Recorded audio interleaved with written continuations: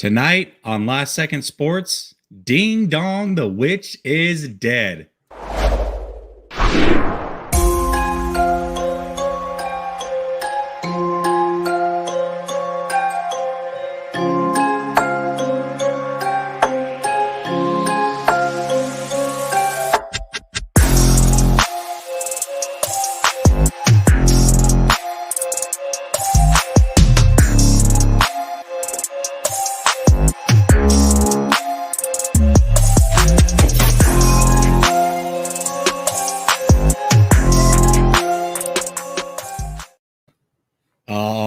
Welcome back to Last Second Sports, where we are giving you our take down to the last second. And tonight we have major news today, Sunil. We celebrated, baby. We are celebrating. Oh my gosh, man. The sports world. Today couldn't have been any crazier unless Jimmy G actually got traded today. It is a wild day. The Seattle Seahawks are falling apart in front of our eyes. But before we get there, Sunil, how you doing tonight? Man, look, I was at work all day. Got a chance to sneak into Twitter just to see what's going on in the streets. All of a sudden, I just see Russell Wilson traded to Denver. And I'm like, ding dong, the witch is dead, man. We don't have to worry about the Seahawks ever for a long time. So, definitely an exciting day. Yeah, man. So I'm you can see the cheese, bro. It's all over the face, right? Man. I know. It's crazy. Let's tap in with these people in the chat real quick. Let's see. Jesse Aaron, how's it going this evening?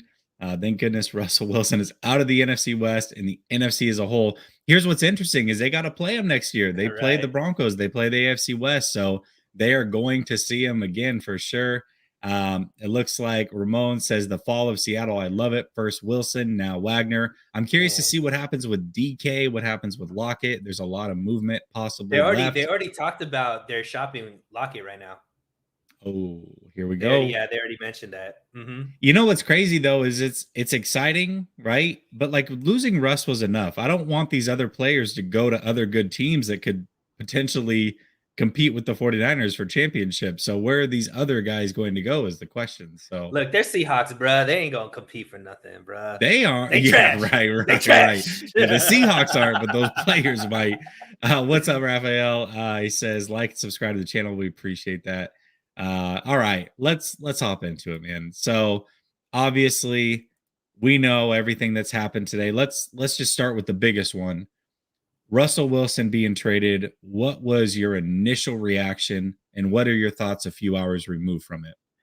So I was interested in seeing. So my initial thought was, man, the league had it wrong because I felt like all of the insiders were like, all these guys are just staying, right? Aaron Rodgers was going to stay early. Before I went to work, I saw that news had broke that he's going to stay.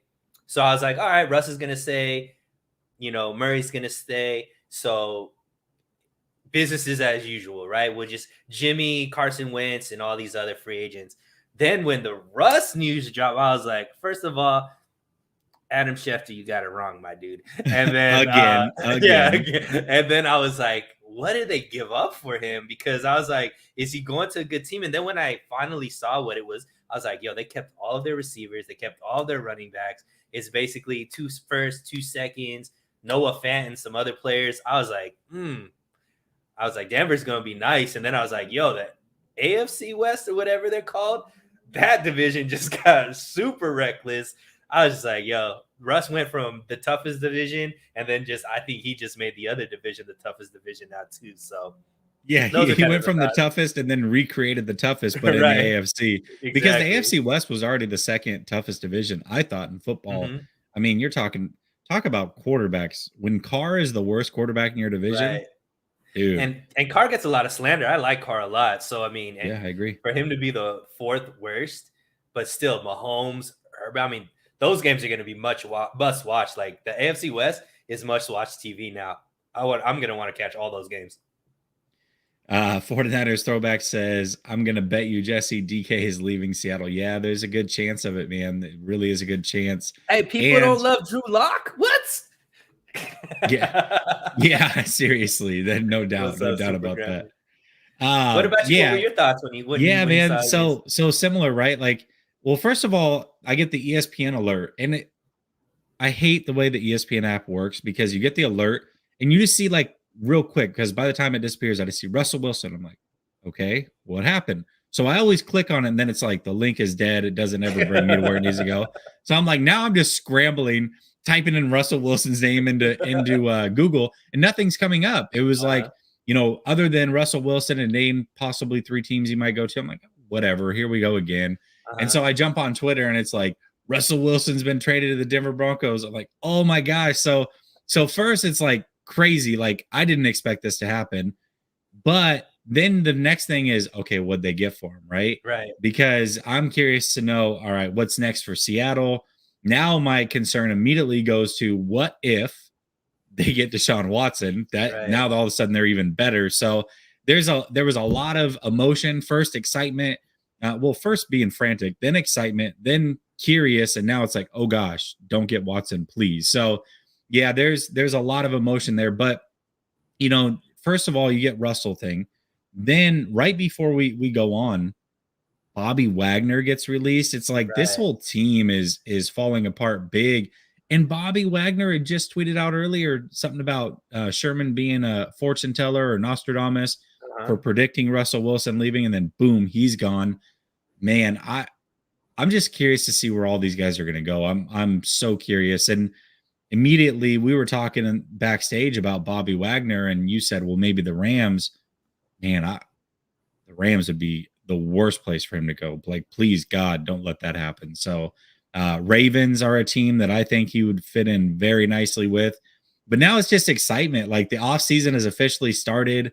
What's going to happen with Jimmy? There's so many things that go into this, but crazy, crazy Yeah. day so far, man. Got to give Absolutely props crazy. to Elway too, man. And since he's been there, to bring in Peyton Manning and now Russell Wilson, it's like, bruh, like whatever. What one thing about maybe his other picks and all this kind of moves and stuff, but that dude knows how to bring Hall of Fame quarterbacks to the team, right? And Yeah.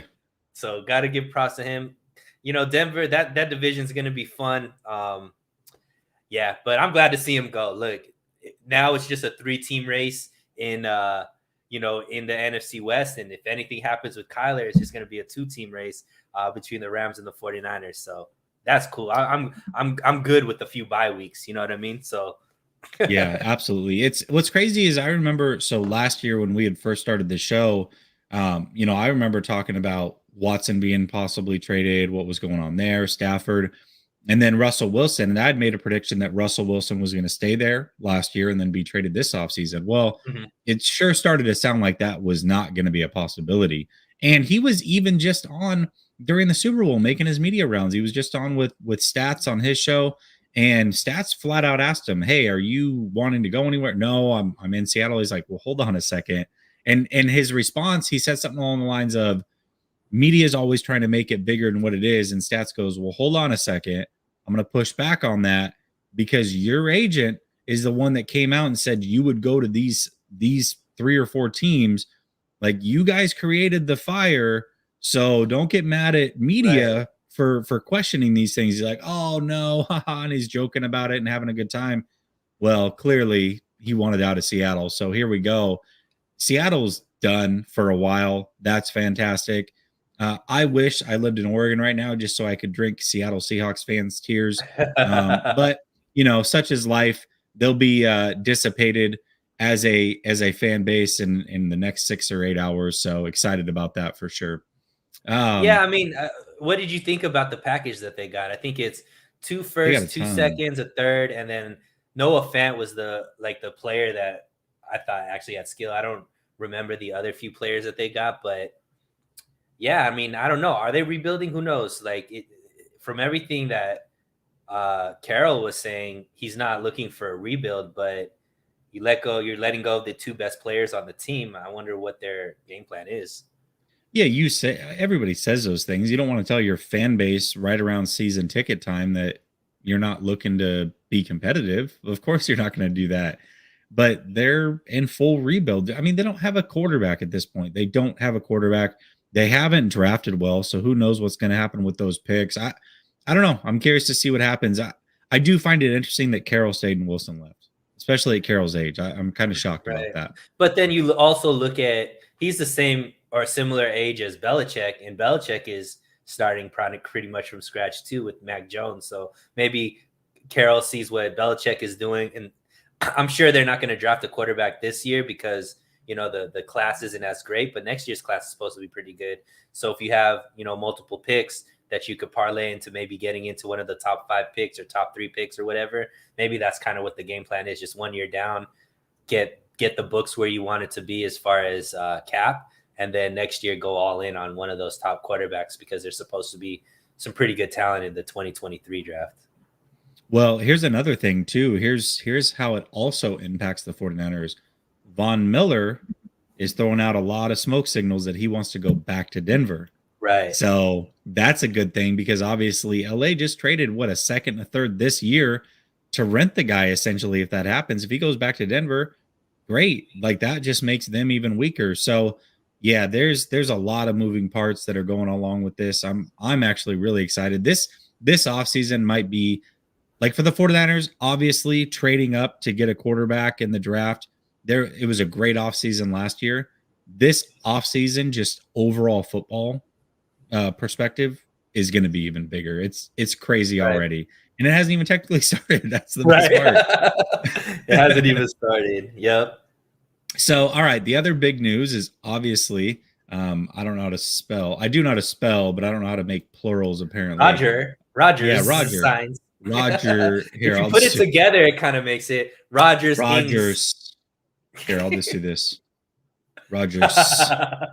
So listen, Aaron Rodgers signs a mega deal to stay with the Packers.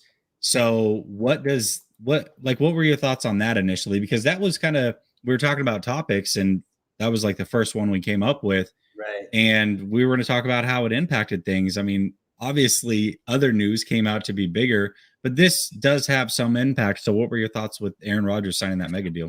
Yeah, I mean, I know the 49ers have Aaron Rodgers' number in the playoffs and whatnot, but still Green Bay is going to be a threat. You know what I mean? And we just saw we had the Rams number for however long, and eventually they figured it out and they were able to win a Super Bowl this year. So, I mean, seeing him still in the NFC, there's still going to be somebody that will have to play in the playoffs maybe, or have to get through to get to a Super Bowl. And I mean, I know there's a lot of people that have their opinions of Aaron Rodgers. He's still a really great quarterback. Him and Devontae Adams are a deadly combo. I think that organization has been drafting pretty well. They're fully stocked at a lot of positions, and they're going to be a team that we have to contend with. So I felt like it was going to happen, but also, that's a team that's scary to have to play. Like that's not a team that I'm comfortable that we're going to beat all the time. Like, so yeah, it's competition, man. Yeah, it definitely is. But like, let's just look at the NFC as a whole, right? Sean Payton gone. That means New Orleans is immediately taking a step back. Obviously, we just saw what happened with Seattle. I mean, you look at the quarterback lineup in the NFC compared to the AFC, it is not even close. Now, Watson likely ends up in the NFC to kind of help balance things out slightly, but a majority of the great quarterbacks are in the AFC right now, like the elite of the elite. And so, Rodgers staying in the NFC is a bit of a bummer, but I really am starting to see a path where the 49ers not only could be Super Bowl contenders this year, but we're talking about a window opening for quite some time, possibly. Rodgers, he's approaching 40. He's great, but I also know that Rodgers didn't take care of his body the way that Tom Brady did. As of the last recent, few years, he's really talked about amping that up and spending a lot of time and money and effort into making sure that he's proper going into these games. But, he didn't take care of his body early on the way that Brady did. And he talks about that. So when is that breaking point for Rodgers, right? And so I don't know, man. I'm excited the way that everything is shaken out. Green Bay's going to be good for a while. They're just a great franchise, but I'm curious to see how this money plays out. Where is this money allocated? What does that do to affect them getting other players? Are they able to sign Adams long term? I almost said DK, but are they able to sign Adams long term? That's a question that I've got because they had to franchise tag him. That means that things are not going the way that they're expecting them to. So I'm curious to see what happens long term with Green Bay, but Green Bay doesn't scare me like some of these other teams may have in the past. New Orleans, I thought, was a scarier team with Peyton and Breeze. That one's gone. Seattle, obviously, twice a year, they've kind of owned the 49ers. So I think the 49ers just got way better. Who's the class in the NFC now? It's Green Bay, the Rams, and the Niners, right? Who else would be in that? Cardinals, maybe, if you want. Cardinals, Cowboys. Cowboys still got to prove something, right? I agree with you, but like if we're just taking inventory right now, who are the best teams right now? You know what I mean? So yeah, I mean, I think Washington is going to make a move. But they still have a lot of work to do. The Eagles always, but we'll see. I mean, yeah, man. I mean, really, I've already stated that with Trey there, I think the 49ers were going to be a dynasty in the NFC. I already believed that before. This just makes it easier to get to that point. Yeah. Oh, absolutely. I mean, not dealing with Russ is amazing. I think Russ was scared of Trey Lance. That's all I'm hearing from us. Fernando says, I never see Jesse too happy. I like the smile, man. Hey, listen, if there's reason to be happy, then I'm going to give you the smile for sure. But no, it's great day to be a 49er fan. Nothing like watching the demise of Seattle, who's been a thorn in our side for many, many years. Let me show you some love with that one. I appreciate it.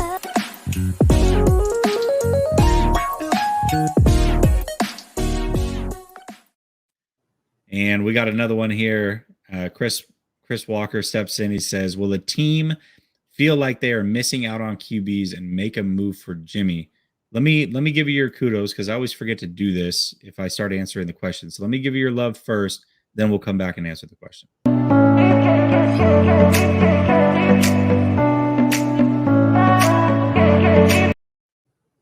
So for me, when I look at this question, Chris, I think this can go multiple ways. What happened with Jimmy G in the way that him and his agent pressed the 49ers into a corner with this whole surgery situation? It put them in a bad spot. The 49ers also do need that money almost immediately.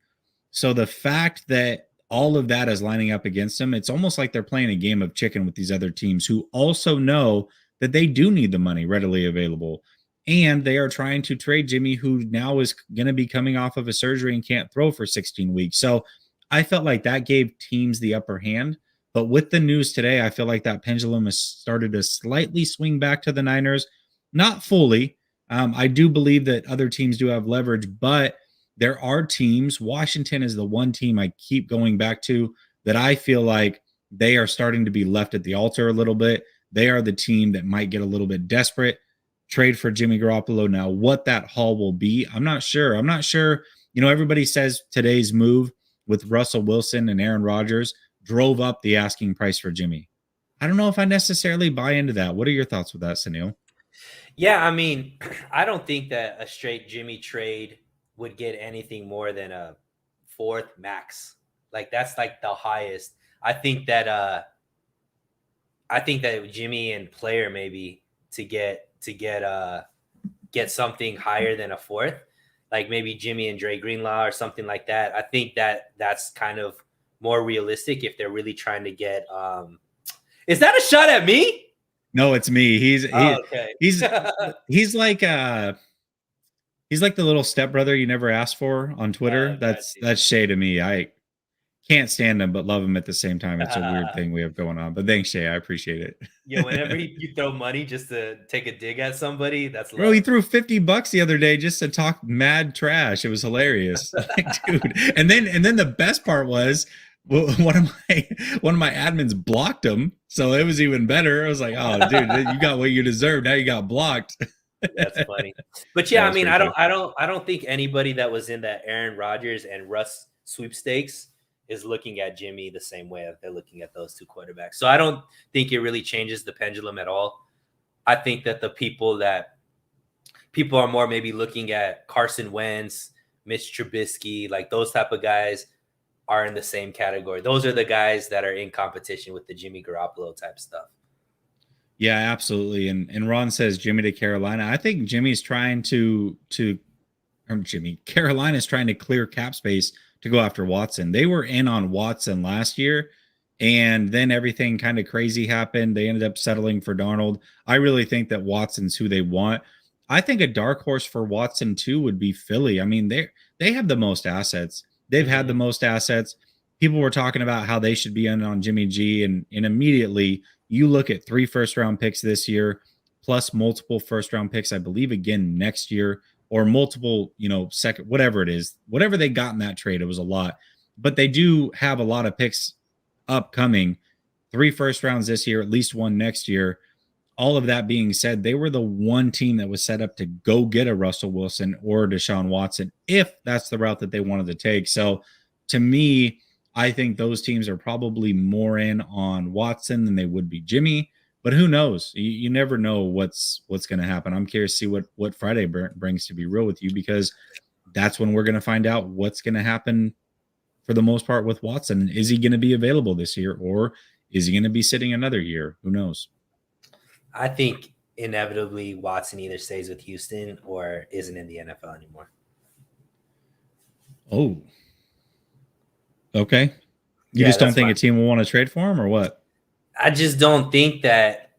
It's just so risky, man, to have the face of your franchise have that much baggage. There's very few fan base. Like, we talk about, because we're all fans, but the city has to deal with that, right? And with the political atmosphere, the way that it is. And it's just, for me, I just don't know what team would want that kind of publicity. You know what I mean? So Steelers just moved off one. Why not? That's very true. That's very true. So yeah, maybe. But I also think Lovie Smith, I mean, wouldn't he be the type of coach that Deshaun Watson would want to play for? I don't know. But I think that there's a lot more going on in Houston. That ownership is suspect at best for racial stuff. He wants out of Houston. That's just not going to happen. I'm curious to see. There are teams that are going to be interested. He's just way too talented to not have teams be interested. I'm just curious to see what Friday brings, if it answers enough things to allow him to be on the open market. And then I got to imagine teams have also got to figure out what is the league going to do, because the league can also suspend him even if he's not found guilty, right? Just for being a part of such allegations. If they settle a civil suit, they can still suspend him for a year or a half a year or whatever they decide to do. I mean, they just suspended Ridley for a year for gambling, and then it's indefinite. It sounds like after that, he's not necessarily reinstated. So who knows what they're going to do with Watson? Right. But, the league's so inconsistent on these things. It's impossible to know. Niner by nature is making the point that I think as well. It's just so risky because you never know what can happen.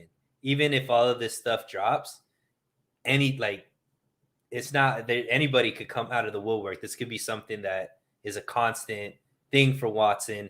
And, I like Deshaun Watson. I mean, innocent till proven guilty, but we were talking about it. I mean, at a certain point, we gotta stop just enabling everybody. You know what I mean? Speaking of enabling, I'm completely enabling Shay here. This is ridiculous. My gosh. Yeah, I had made a joke. I said, the best days of my life are the days that I had my kids, day I got married. Today, when Russell got traded, I'm reserving that next one, that 5th one, for when Jimmy gets traded. So we'll see when that happens. Shay, I definitely owe you a couple. Here you go, man.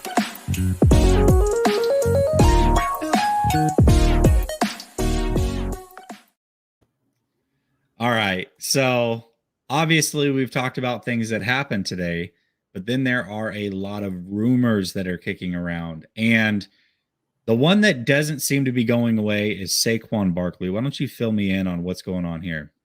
Yeah, so I guess Vegas came out with some odds, and I think the 49ers are favored, or at least in one of the top positions to get Saquon Barkley, which is very interesting, Jesse, because I think we've talked about it before where I think, is Kyle Shanahan more like Bradley Stevens, Or is he somebody like Phil Jackson who could take premier talent and take them to the epitome? Or is he Brad Stevens that needs that can take all right talent and get the best out of them? And I think, with Saquon, Kyle Shanahan in his running game has been able to have these running backs that are low draft picks or undrafted free agents, or, and them put up, crazy numbers. Can he, so the natural inclination is you take a guy who's as talented as Saquon Barkley, and then all of a sudden it's just going to make it even better, right? But that's what that's what I'd love to see. I mean, I'd love to see, does a premier back in Kyle Shanahan's system make it that much better, or does he need these guys that just listen to him? He says, make this move, and what kind of coach is he? Can he coach a super talented person and get the best out of them? That's going to be interesting for me to see. I think Mike is quoting Yahoo Sports. Either that or he's really excited. Mitch Trubisky to the Giants. Bills backup QB could end up going to New York and competing with Daniel Jones for the starting job. Yeah, I mean, he was just a backup with Dayball in Buffalo. Good chance that he could end up there. That would actually be helpful for the Jimmy G market, because that's a name that I think people are overlooking. To me, Trubisky's a guy, it's not the Watsons, the Wilsons, the Rodgers. It's the guys like Trubisky and Mariota and some of these other guys, Wentz possibly. Those are the guys that are competing with that next maybe tier. A spot with Jimmy G, right? So if he goes to the Giants, who I never would have thought they would be in on Jimmy G anyways, that's a good thing. That's just an extra player maybe Pittsburgh would have been interested in, that now Jimmy G could be an option. So I think that would be fantastic for sure. The Barkley thing, it's crazy because I don't know if all teams seem to get this every offseason, but I have never seen a team in my entire life linked to more players than the 49ers. Right. Every single player that is getting cut or released or up for contract or being drafted, all of them are linked to the 49ers. There's about 500 players right now being linked to San Francisco, and every week we have a new list of 3. So yeah, right now Barkley's one of them. He does make $10 million, so that would have to be some sort of rework if that happened. I personally can't see that would happen. Scale of 1 to 10, probability of that happening, 10 being the most probable. What is your probability meter on that one? Maybe like a 2, just because 49ers aren't giving people that second contract running backs. They're really using them on their rookie scale and then letting them walk or trading them for assets. You know what I mean? So Barkley is however many years into his rookie contract. He's an oft injured guy. It just doesn't make sense. You're going to get maybe 1 year, 2 years out of a max, and then you'd have to make a decision on whether you're not going to sign him. And 49ers don't give big money to running backs because they know they could just get somebody off of the waiver wire, free agency, free agent, undrafted free agent, or a low draft pick. So I see it very low. Yeah, I agree. I put it at about a 3. I'm a little bit higher than you, but not much. I think it's very unlikely. But okay, now we got another one. JuJu Smith-Schuster, who was the original thumbnail for this show, got kicked out for Mr. Russell Wilson in a Bronco uniform, obviously. But JuJu is also a guy linked to the 49ers. Now, this one's interesting to me because I feel like he's probably the 4th receiver, whether through the draft or free agency, that has been linked to San Francisco. Why does everybody seem to think that the 49ers need another big name receiver? What can you put a figure on that one for me? Man, I've done so many videos on it, man. The Brandon Ayuk disrespect, bro. That's what it is. Like, people outside of the fan base, I believe, don't realize what we have in Brandon Ayuk. And it's all because I think a lot of the national media overrates what Jimmy's able to do because of his winning record and things like that. And we've been able to see Brandon Ayuk every single game. So we know what he's capable of, and we know that he's open more times than he's not. And the 49ers Jimmy just never threw his way, or rarely threw his way. So I think people just look at that and they're like, Kyle Shanahan is a genius. They're getting a big armed quarterback in Trey Lance. Give them more receivers. When all of us are looking at it like, finally, the receivers that we have are going to actually be able to play to their potential because they're going to have more opportunities. So I really think it's more that, because we just know what the team thinks about Juwan Jennings. We know what the team thinks about Brandon Ayuk. Everybody knows about Debo now. I think, after the next year, when Brandon Ayuk plays the way that we believe he's going to play, you're going to stop hearing these type of things. I just think it's people don't realize how good Brandon Ayuk is. It's not just Ayuk, it's Jennings. I think people sleep on Jennings as well. Okay, Fred Warner was on a podcast with Sherman, and the big takeaway from that was what he said about Trey Lance, right? Which was fantastic. But right before that, he did talk about Juwan Jennings, and Jennings he said, was one of the best football players, period, on the team. Not just, hey, he's a good receiver, he's a starter. No, he's one of the best football players on the team. So I think people are trying to push him down the depth chart. They don't realize how good maybe this kid is. He's really, really good. And he started to come on strong at the end of last year. Now, obviously, they do need more receivers. They only have 3 signed currently. So you have to have more. But these names like trading up and going to get Christian Watson, JuJu, guys that are going to want money, I personally don't see it, because I really think the 49ers do like Jennings. Ayuk is about to break out in a big, big way. This is his second offseason now, training with Trey Lance. So, yeah, I expect him to have a huge season. So, I don't know. This one, to me, I'll start with this one. I put this at a 1 out of 10 on my rumor meter. What about you? I'm going to give it a 2 as well. I think that we've seen Kyle make moves like this to get like who was it that just retired? Emmanuel Sanders, or, have a guy like Kendrick Bourne. One thing about the 49ers receiver room, it's very young right now. So maybe bring in a vet, but is JuJu the type of leader that you want for your receivers? I don't know. But I'll give it a 2. Here's something interesting. JuJu's a year younger than Debo, believe it or not. Oh, wow.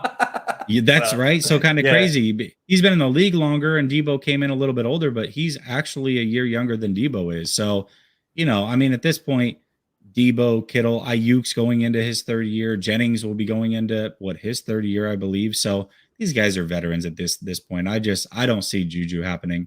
Let's get to this super chat real quick. Edgardo says, this is shaping up to be really good for Trey Lance's first year starting. Super excited to see how this plays out. Love what you do, Jesse. Keep it up. Well, I appreciate you for tapping in, as you always do, Edgardo. Yes, this is all very, very exciting. And, I know the expectations are high on Trey Lance, but the chances of him reaching them are starting to become more and more likely with each one of these moves.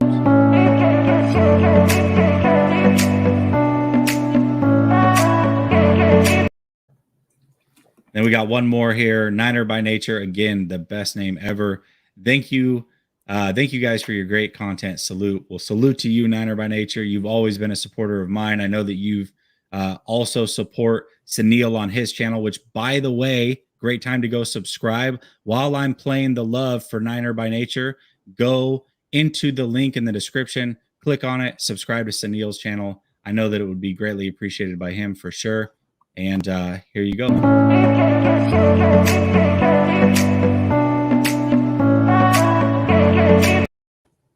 All right, now here's this last one. This one, to me, has the most legs of the 3. J.C. Jackson, 49ers are clearly rumored to be in on him like they are everybody else. He did not get franchise tagged. The Patriots, for some reason, couldn't work out a deal. This one is a shock to me because the Patriots tend to not only pay corners, but trade for good corners. So the fact that they're letting him go, this is a guy who has 25 interceptions, I believe, in 4 years. Extremely good player, ball hawk at the very least. I'm shocked he's hitting the market, for one. For two, 49ers, I think the Chargers. I'm trying to think. There was a couple other teams that were rumored to be in there. What are your thoughts on this? Give us your meter 1 to 10, and then what your thoughts overall are on J.C. Jackson. I would love to have this guy on the squad. I think that if we could get just a shutdown corner to be able to just shadow a Cooper Cup, shadow a D Hop, shadow a DK, or well, who cares at that point right now with Seattle, but just shadow these great receivers that the 49ers go up, that's going to be awesome. It's just hard to imagine that the 49ers all of a sudden, or at least this regime, is going to break away from what we've just seen them do, which is now all of a sudden they're going to go after a very young, very expensive corner when they have decided to not do that in the past 5 years of this. Now, who knows? I mean, they just did see the Rams go out and win a Super Bowl, so maybe they're looking at a guy like a J.C. Jackson that could play that role, like the Rams were able to do with the corner that they brought in. But it would be very out of character, so that's why I would think very low on it. I think it's more like you said, just every player gets associated with the 49ers for some reason, just because they're willing to make moves, I guess. But I've never seen them willing to pay the type of money that JC Jackson is going to demand on the free market. And usually if the 49ers are going to get somebody, they're going to have to overpay a couple million than some other teams because of the taxes and everything else that San Francisco and California teams have to deal with. So I would love it, but it would be a extreme shock if he does end up coming to the team. Yeah, absolutely. I agree. So just looking at cornerback contracts, I mean, you're talking about a guy that's going to get probably a 5-year, let's say $105 million with around 75 fully guaranteed. That's a lot of coin to be sending to one player for a position that you have not thrown a lot of value in. You've said many, many times that you start with the defensive line. That is more important to you. I can't see it happening. It would be great if it did. Hell of a player. But 21 million annually, I don't know, man. That's a lot of money.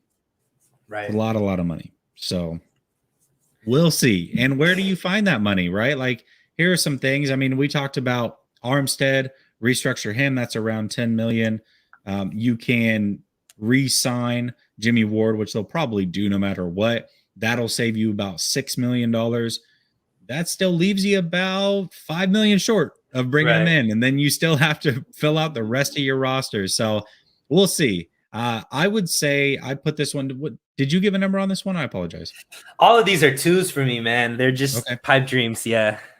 Okay. I think this one has the most legs out of all of them because it is a position that I could see them actually going after, unlike the other two. And, you know, he is a complete free agent. So that's a possibility. Put it at a 4 just because I didn't think that he would even hit this market. So the fact that he has, I have to give it some credence. So I'm going to put it at a 4, but I don't think it's that likely. Mm-hmm. All right, Keith Murphy, our off season is opening up. I think Ayuk can make the Pro Bowl this year, to your point. Let's get Jimmy money off the books and get this roster. Yeah, I agree with you. I mean, it's crucial. It is crucial they get the money off the books because they have a lot of movement they need to make. And remember, a lot of people have this misconception about the cap that all they have to do is be under by the new league year, and then they can spend like crazy as long as they're back under by June 1st. And that's not the way that it works. Is once you're under, you got to stay under. You have 24 hours basically to get under when you're not. So they're going to have to constantly work to make sure they stay under. Keeping Jimmy on the books, that's really going to handcuff a lot of things. And free agents don't wait. You don't make promise deals to players and they'll wait 2 months to be signed. No, they are going to go get their money wherever it is, wherever contracts are put in front of them. So the 49ers are up against it.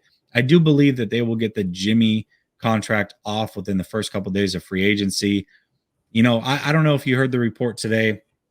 I don't know if it's necessarily a report. It's a guy for FanSided. He's not blue check marked or anything, but he said that sources tell him that the Washington Commanders have been interested in Jimmy for a couple of years. That is not somewhere he wants to play. But he's got a no trade clause that ends on the 16th. So the 49ers say they want to do right by Jimmy. But I also look at this whole surgery thing and the way it's playing out. I don't know how right I'm doing by Jimmy Garoppolo, or if I give a damn, to be honest with you. Right. Do you, I mean, what do you think? Like, Watts, by the way, Washington is a good situation, I think. I know Me their too. ownership is a mess, but they've got a pretty good team. They've got the things around him that Jimmy needs. It's in a bad division. It's somewhere where he could flourish. I think it is probably the best fit, maybe besides Pittsburgh, for him. What more could you want, Jimmy? Like, if you're going to say no to Washington, you're going to put this surgery thing out there a day before the combine.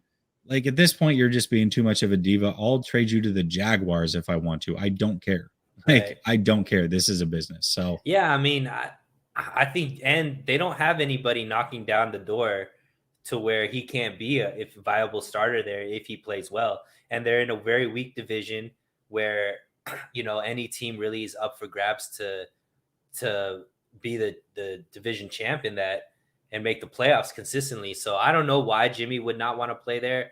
Um, but I do know, I mean, I saw a report, Jesse, that the Washington Commanders made a better deal for Russ than Denver did, but Seattle still went with Denver over Washington. So definitely that shows, I mean, well, Washington. that's because Wilson does have a no trade clause, though. They really don't have a choice in that But matter. but the point is that Washington is going all in on trying to get a quarterback. Is the point that I I was see what trying you're to saying. make. Okay. So they're like looking for I think they're looking through free agency and trade to fix that problem. I don't think they're settling for trying to draft somebody. I think they're trying to be aggressive and solve that problem, which means they believe they're a quarterback away from contending in their division. So yeah, I mean, Yeah, I think that Washington, it's a great fit. It to me, it's the best fit.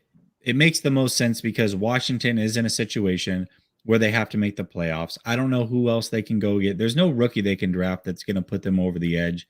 If they believe that he's enough of an upgrade over Heineke, which I gotta imagine that they do, I I just think that that's the fit. I mean, you go and get a Trubisky, sure, he's cheaper. I think you can make the argument he's almost as good as Jimmy, but they can't really rely on that. They need a guy that they think can get them to the playoffs. And Jimmy proves that when he is healthy, he can get to the playoffs. Regardless of why it happens, it does happen. And so Washington is in a desperate situation. That's why I keep going back to them, because even though the 49ers are backed into a corner a little bit with the announcement of the surgery, with some of these other things that are going on, knowing that they've got to get the money off the books, Washington is also in that other corner, backed pretty deep into it as well. So right. who's going to give first? That's kind of the question. So if they're off the table because they want to oblige Jimmy, I don't know, man. Like, that's a big one off the table. So I agree. um I just logged on. Have you guys discussed Hooper? No, we actually were going to, but Cleveland came out and said that they plan on keeping him, that they want to run 2 tight ends. So we kind of deaded that one. Now, it would be the second time that the 49ers have shown interest in Hooper, if in fact they were interested, but it does sound like Cleveland wants to keep him, at least for now. Anything can obviously happen. Michael says Hawks releasing Wagner too. The witch is dead. Yes, absolutely. We were all smiles about that one earlier. Appreciate that. Let me give you guys some love real quick, and then we'll move on to the next topic. Hold up. Here we go.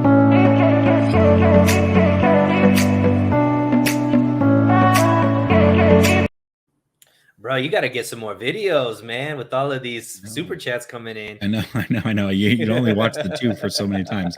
All right, let's get on to this next one. People are saying Indy also. Yeah, I don't. This one to me makes zero sense for Indy. Like, Carson Wentz is better than Jimmy Garoppolo. He just is. He's a better player than Jimmy Garoppolo. Now, you could make an argument that Jimmy is a better leader, and maybe that's what they're missing, but just player for player, Carson Wentz is better. He just is. So that one to me does not really make much sense at all. And I think a lot of these were before the surgery. I think a lot of things changed after the surgery. I mean, I heard Indy before the surgery. Haven't heard much of that since the surgery. So who knows if these teams are still interested or at least willing to give up assets now that he's coming off of an injury. Maybe they were willing to give up assets pre-injury, but now that it's for sure shoulder surgery, I got to think that changes their offers and their thought process behind it as well. Yeah, and Tommy makes a good point. Niners picked up a guard from the Bungles. Yeah, I did see that. It's like Keaton Sutherland. I said it was Kiefer Sutherland's son. People actually believed it. I doubt that's true. But here's the thing. Bengals are a horrible offensive line. This guy was not a starter for them. So how good could he really be? Maybe it's a situation like the Lions, right? Where they totally screwed up on Laken Tomlinson and they can turn his career around, but I don't know. I'm not that excited about it. So yes, it is news. Technically, we should bring it up, but it's not moving the needle for me, right? Like, I mean, I think the only thing is it probably Laken lets us know that some of these free agent offensive linemen aren't getting re-signed. So you picked up a guard. Maybe that means Brunskill isn't coming back. Could mean that Laken's not coming back.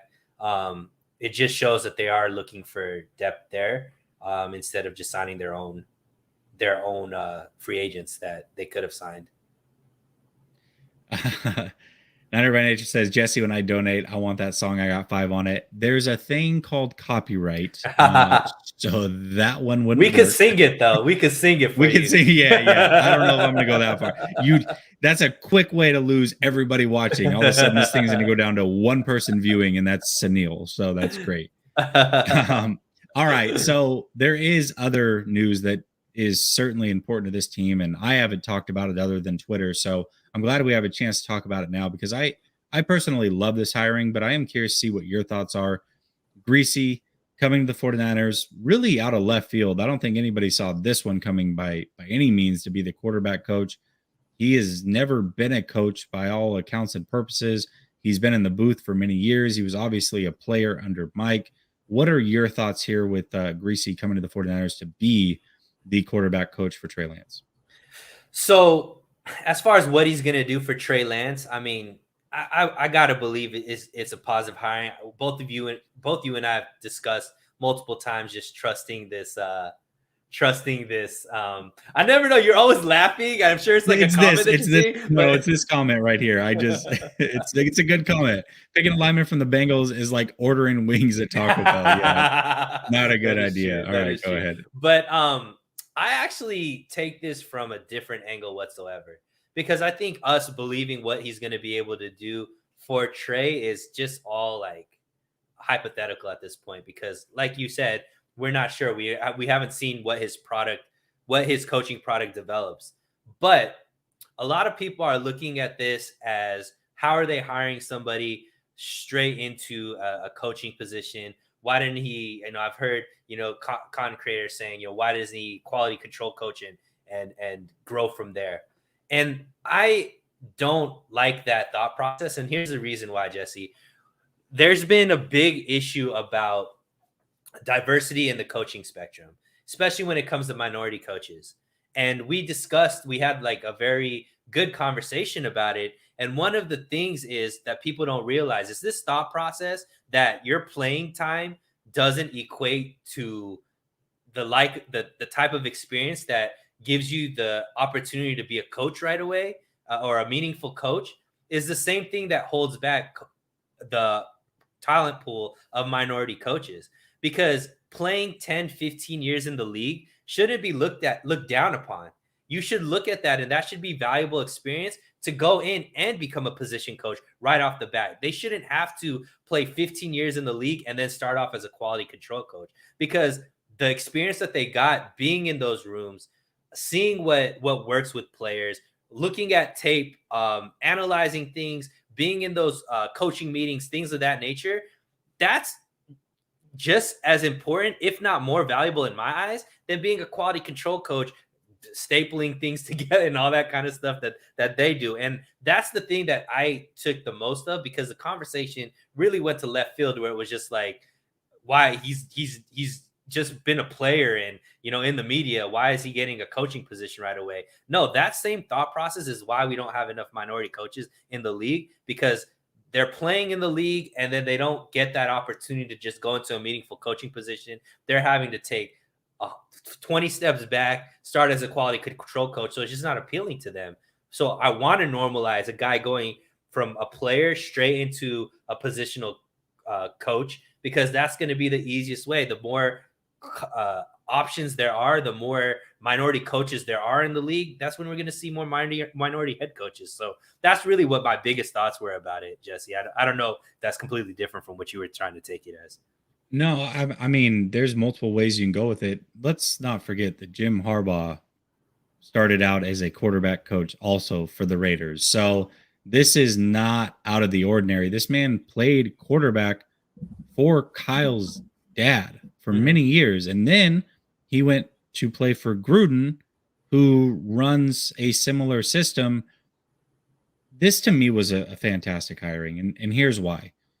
Quarterback coaches in the offseason are very different from quarterback coaches in season. Quarterback coaches in the offseason are there to work through mechanics, throwing motions, fix your feet, everything, right? Quarterback coaches in season are there to prepare you for Sunday. What better preparation can you have than for a guy who played for Mike Shanahan, John Gruden, and oh, by the way, was there in Tampa when Kyle was there. So he knows the system from the standpoint, yes, I know plays and schemes and all those things change. I'll have to catch up on that. Not going to be a problem, I wouldn't imagine. But he knows the basics of the system, what they're trying to accomplish. He knows what it takes to be coached by a guy with Kyle's temperament, okay? And he's going to know how to prepare Trey Lance to be ready to play on Sunday. The things that is going to be needed to be successful for a coach like Kyle Shanahan. That's why these things are so important. And let's also not forget, they have an assistant quarterback coach, Clay Kubiak, who just happens to be, I don't know, another big name in this whole schematics of everything. So, yes, you brought in two guys that I think are going to do fantastic things for preparing Trey Lance to be as ready as he can be on Sunday. And it can't get worse than what it was. I mean, who they had before, I thought was terrible. He certainly wasn't a fit with Trey. So for me, I love the Griese hiring. There were a lot of people that were on the other side of things. I personally really do think it's a great hire overall. So I agree. I mean, and this guy has been watching a lot of tape, because not only did he go from being a player to in the booth, all they do is watch tape and analyze guys and things of that nature. So it's not like he's been away. He's been like out of football. You know, he's still been in football with that same type of eye, looking for strengths, looking for weaknesses. And I'm sure the fact that he jumped into this position, he's got to love what he sees in Trey. And, you know, this could be what makes both of them stars, once we get to see what Trey is under his tutelage. Well, I mean, let's not forget, too, his first year in the league, he sat behind none other than John Elway, who is Trey Lance is probably the closest thing athletically to John Elway that this system has ever seen. So I think that's fantastic, right? He knows what it takes to be a good quarterback in this system. He watched John Elway win a Super Bowl. I think that is extremely helpful. So just overall, I think that this hiring was absolutely fantastic, and one that I think will be great for Trey Lance. And there's a lot of turnover on this coaching staff, which can be concerning for a second year quarterback. It's a lot, but I don't think Scangarello was more beneficial for him than what Griese would be. All of these other coaches are moving parts, but that's really for the whole team. I don't know how much that impacts Trey. It's really the quarterback's coach, and obviously the offense isn't changing. Shanahan is still in place. So I think that Trey Lance is going to be just fine, and I'm expecting great things with Griese. I think also in bringing in Kubiak, if Griese does leave in a couple years, they've got a guy right there ready to go that can just hop in and move in and be the quarterback's coach. So I think they're setting themselves up for awesome success. I'm excited about it personally.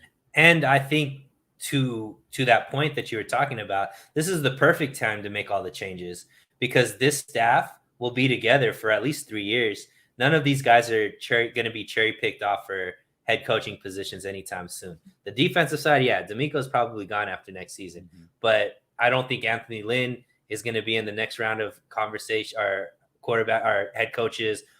Definitely Griese is going to have to be there for some time to prove himself. So this staff is going to be with Trey for at least 3 years to see him into that next contract, I guess, which is great. Like, if you're going to make changes, do it now, because now everybody is with the eye around Trey Lance. So you're developing that super staff to take your superstar quarterback or potential superstar quarterback to the next level.